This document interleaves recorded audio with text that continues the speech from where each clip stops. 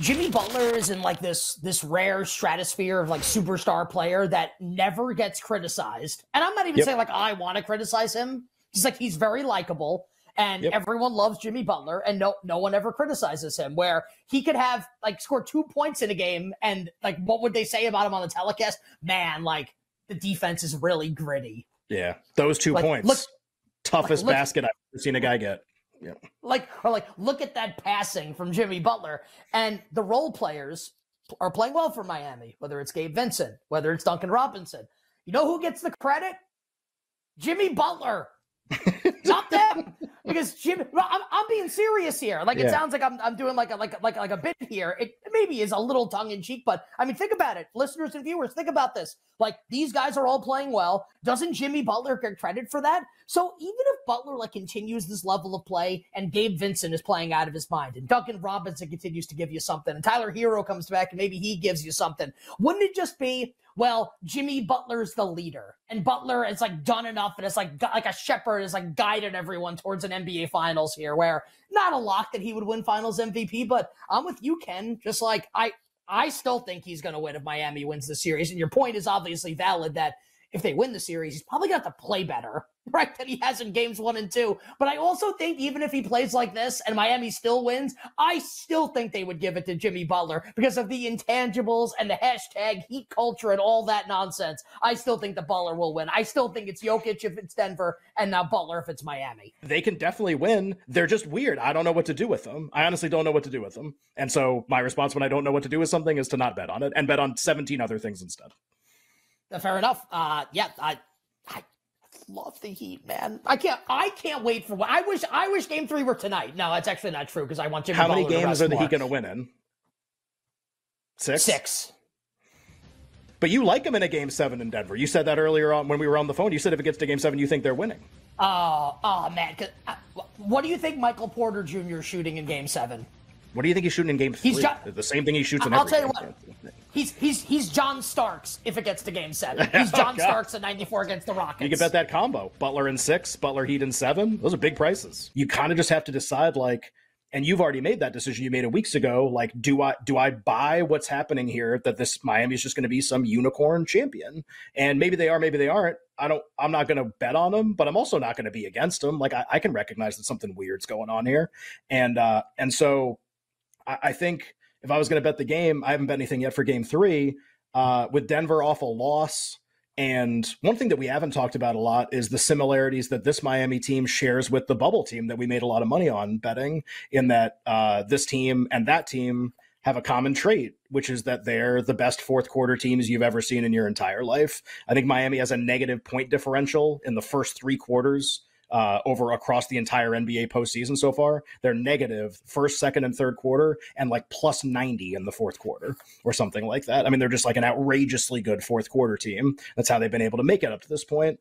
Okay, so you've got Denver off a loss, and you've got a Miami team that's prone to playing really well at the ends of games anyway, despite being at home. I mean, you're going to get Denver in the first quarter, first half of this game at like -1, -1.5, something like that. I think it might just be Denver early, and then maybe it's Miami late. Maybe it's not. But I think it's at least Denver early, and then we'll kind of see what happens. I think we just need to, like, blow the dust off of that technique, basically, that philosophy that we wanted to use, because it's been true for it's the same team. It's the same team, same coach, a lot of the same players, and they're doing it again.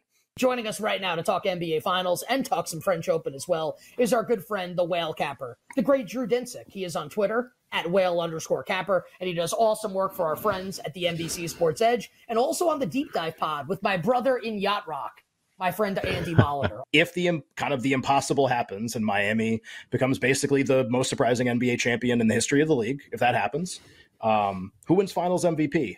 They're about 2-1 to win the series, and that 2-1 is kind of split between 2 players to win Finals MVP, right? Jimmy Butler's like plus 450 at BetMGM, but like 4-1, 5-1, that range. And then Bam Adebayo has had a great 2 games to start the series and is the second best player on the team, 8-1, 9-1. Do you have a strong conviction about, if Miami wins, even if we don't think necessarily that's going to happen, if they win, would you favor betting one of those prices right now? Do you think either player can win? How do you see that? Well, yeah, definitely to this point in the series, the most important player for the Heat has been Bam Adebayo. The second most important player has been Gabe Vincent. And the third most important, with a little bit of space, has been Jimmy Butler. So it's kind of crazy to think that Butler is still this heavy a favorite, within the Heat kind of collection of dudes. And I think Bam is probably the price you would want to snipe if you feel if you feel somewhat high confidence that the Heat are ultimately going to get you 3 more wins in this series, then Bam at 5-1 is probably your bet. Jimmy Butler doesn't look quite right physically to me. His impact on defensive side of the ball has gone down from the earlier portions of the playoffs till this series in particular. And like I said, I think. Bam and Gabe have been more important in both of these games so far. And while the shooting from Gabe Vincent in game 1 is probably enough to disqualify him, I suppose it's still Bam. So much of the offense going through him, it's pretty wild. For him having about 8% more usage than the next highest player is surprising to me. If that's the Nuggets don't necessarily seem to have a quality answer for that. So I would expect that Spoelstra continues to push that button. On the women's side, Iga Swiatek, I was like checking the market last night when I was writing, and I go, God, it's like an even more oppressive price for a player to win a tournament that I can remember. Even with her, like in the Grand Slams last year, is it as simple as she just wins? She advanced today, her opponent withdrew. Is it as simple as she just wins? Is there one player you'd like to identify to try to take her down in about 15 seconds here?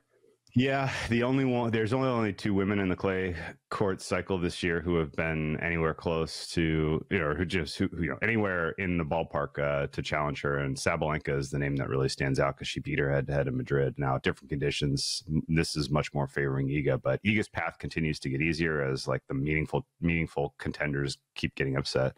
And I think ultimately she beats Ons Jabeur pretty comfortably in the semifinals, and then Iga over Sabalenka 2-1 in the finals. But that'll be a fun match. Those are all our bets for tonight. How about this, Ken? This is kind of crazy. I've talked about this on the show a little bit, and this will be your milestone birthday next year. Ken, a year younger than me. Ken, born in 84. I'm 1983. I turned 40 years old tomorrow. Took the day off from the show. My fiance has plans for us to go do a couple fun things. And then we get married 2 weeks from this Saturday. So less than 3 weeks now. So the wedding countdown is on. And just wanted to say, I find myself a lot now these days, kind of like, disbelief is not the right word. I'm very happy with the way things are going right now in my life. And it hasn't always been great. And it doesn't mean that every day is great or my life is perfect. It's not. But yeah, first hour of this show was a banger. What can you do? It doesn't mean every day is going to be great. Yesterday. Sometimes you got 3 to 4. No. Sometimes that's not so good. That happens. I got asked yesterday by my cousin. What's the one thing that you really want? And I said, honestly, I want things to keep going like they're going. I'm very happy. Very happy with my life. I'm intensely grateful for many things. And just we can keep it just to this for now. I can be sappy and emo, but it's always sincere because it's really how I feel.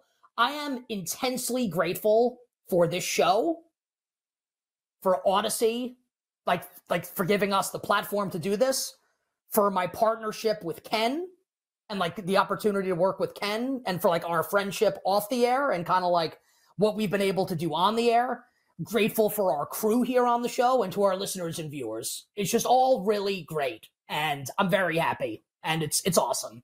So that's great. That's what a wonderful thing to say. That's great. Yeah. Well, hey, we all hope you have a great birthday, and the wedding will be here before you know it, and I'll see you there that day on Saturday the 24th.